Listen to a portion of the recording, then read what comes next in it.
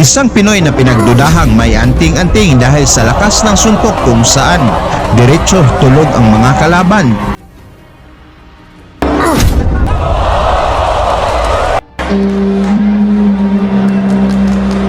Matapos nakakuha ng dalawang magkasunod na knockout dito sa Pilipinas, si Remy Grino alias Dilubyo na nagmula sa Lupisayna, Misamis Oriental sa Mindanao.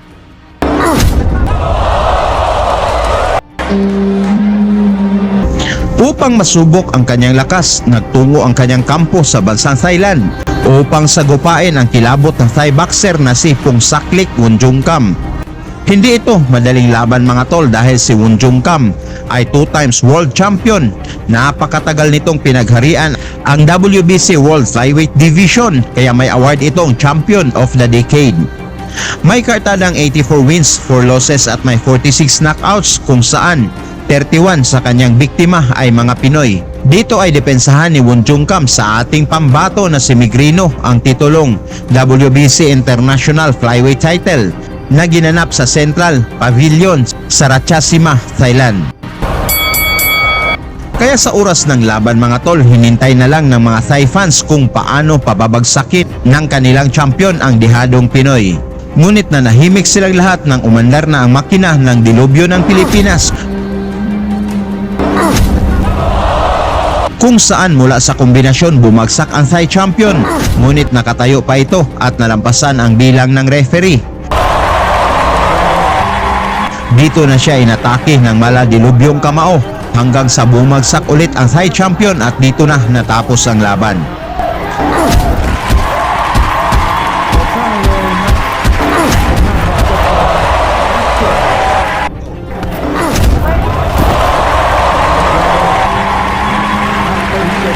โอ้โหอันตรายครับดูทุ่มหนักนะครับโอ้เจ้ากรโอ้ครับ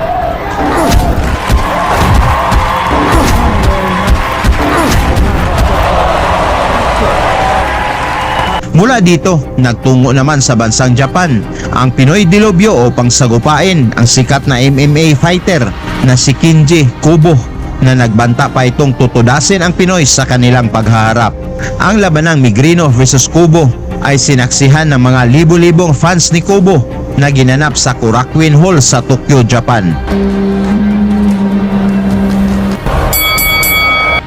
Sa pagbungad pa lang ng unang round mga tol, pinabagsak na kaagad ng Pinoy Dilubyo ang maangas na hapon, ngunit hindi ito binilangan ng referee.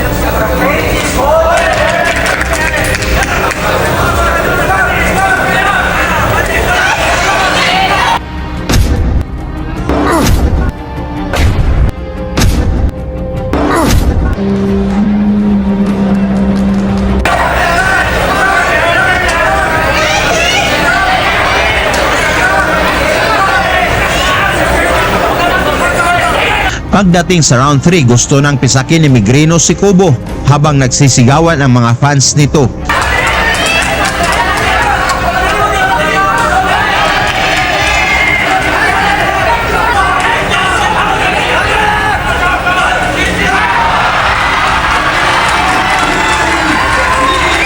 Mula sa isang sulid na kanan ni Dilubyo, bumagsak si Kubo ngunit nakatayo pa naman ito at lumaban.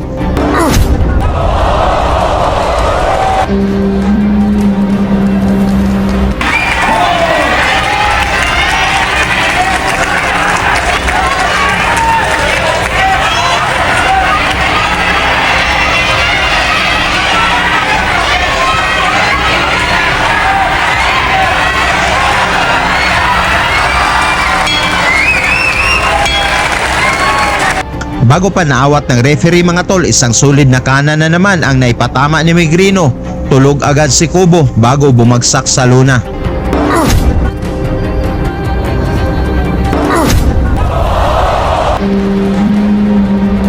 Panalo ang Dilubyo ng Mindanao mga tol via technical knockout sa round 3 habang pinagtulungan pa nilang gisingin si Kubo at diretso ospital. Kasunod dito mga tol, lumipad naman ang kampo ni Migrino papuntang Hong Kong upang harapin itong bato-batong Thai boxer na si Taminkaw Surtantip na gustong may paghiganti ang kababayan. Sa umpisa ng laban mga tol, talagang sabayan kung saan ito ang paborito ng Pinoy Dilubyo.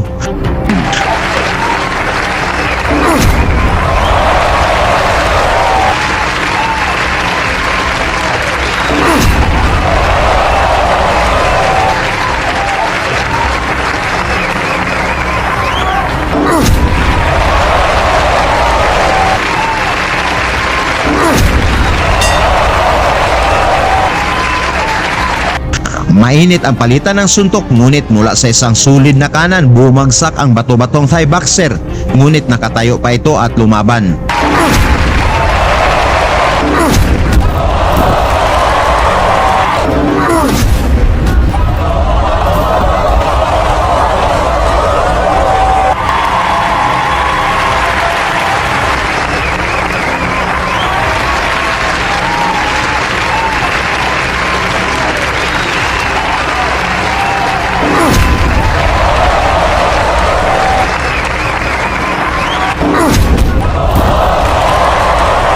Mula sa isang sulid na kanan ni Migrino, bumagsak ulit ang thigh boxer na parang napalo ng maso, muntikan pang mabali ang paa nito at tinulungan pa nila itong gisingin.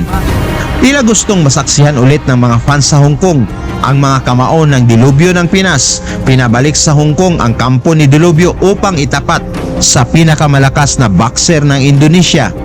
Ito ay ang Indonesian champion na si Jason Butar-Butar mga tol, na tinatawag na Tyson dahil sa lakas ng mga kamao nito. Hindi ito madaling laban kay Migrino mga tol dahil si Tyson ng Indonesia ay sanay na bumiktima ng mga Pinoy.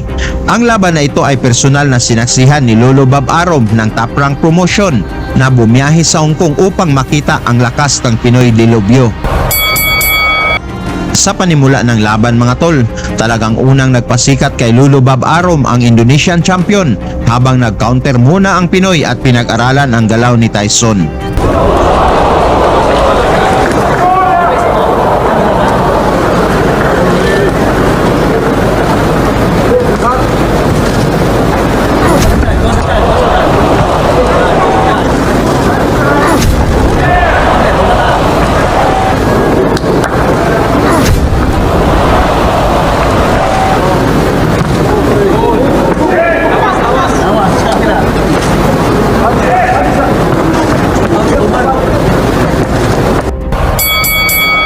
Sa round 2, mainit pa rin ang palitan ng suntok dito sa dalawang fighters na pinapanood ni Bob Arum.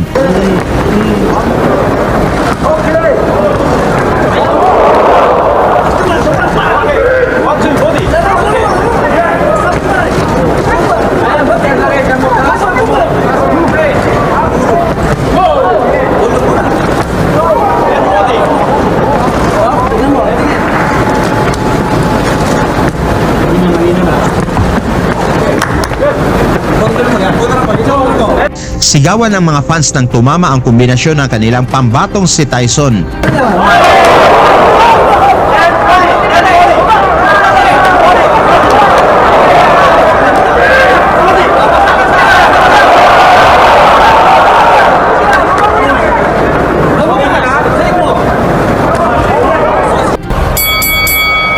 Sa round 3 mga tol, solid pa rin ang pinapatama ng dalawang boxer na gustong makakuha ng impresibong knockout sa harap ni Lolo Bob.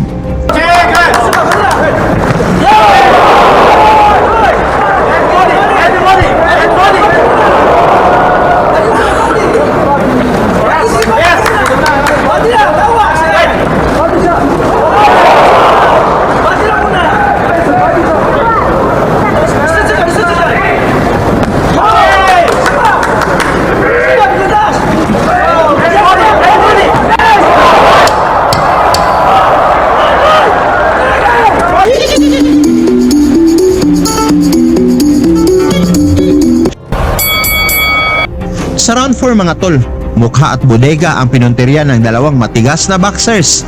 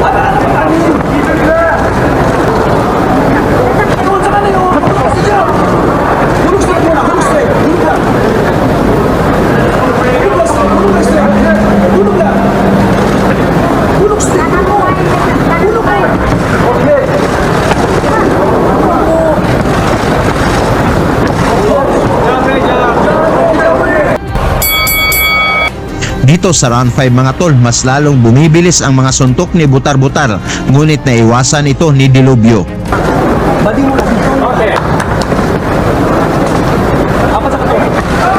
Mula sa isang sulid na kanan ni Migrino, bagsak ang Tyson ng Indonesia. Ngunit laking gulat ng mga fans na diretso na ito sa pagtulog at kailangan pa nilang gisingin.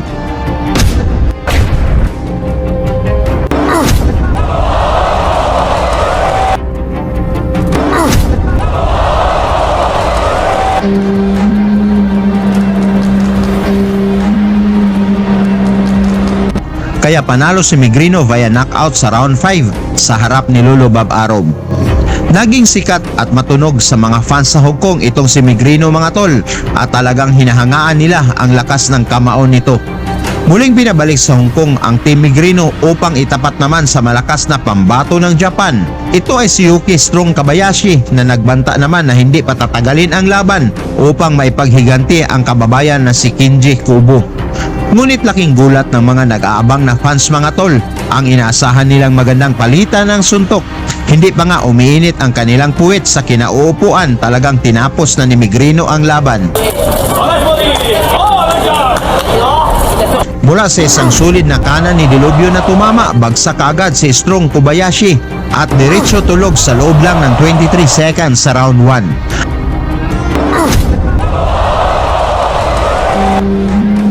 Nawala ang pagka-strong ng Hapon mga tol dahil kailangan pa itong gisingin ng referee. Salamat sa iyong suporta at tungkol dito sa laban, pag-usapan na lang natin sa baba. Basahin ko yan isa't isa. Shoutout sa mga kapwa kong seaman, mga OFW at mga boxing fans. Lagi niyong sundan, huwag magpapahuli. Pag-usapan ni bakbakan, balita niya at laban. Mga Pinoy na di nagpapagapi. Salamat sa mga suporta na lagi nandyan.